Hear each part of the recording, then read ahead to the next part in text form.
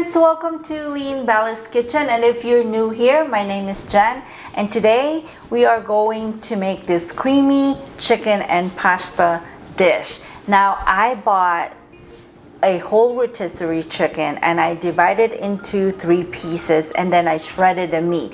So I got 3 different kind of dishes out of that one rotisserie chicken. They're very simple recipes, but in this video we're gonna make the creamy chicken and pasta dish. And then the 2 that I made are the chicken and pasta salad and also the breakfast burrito, and they're all simple recipes but really packed with great flavors. So let's start with this creamy chicken and pasta.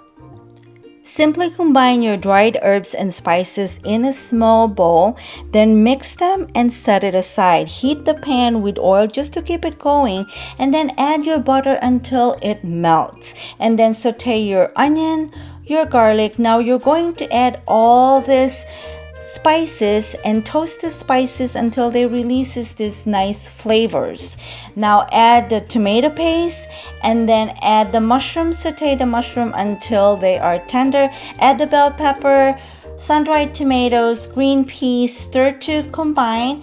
I bought a whole rotisserie chicken, shredded the meat and added to this dish. This is a really convenient way to add your protein. And then I use whole milk. You can use heavy cream if you like. And then I cook short grain pasta. Short grain pasta is ideal for this dish. You can use elbow macaroni or any kind of short grain pasta that you have.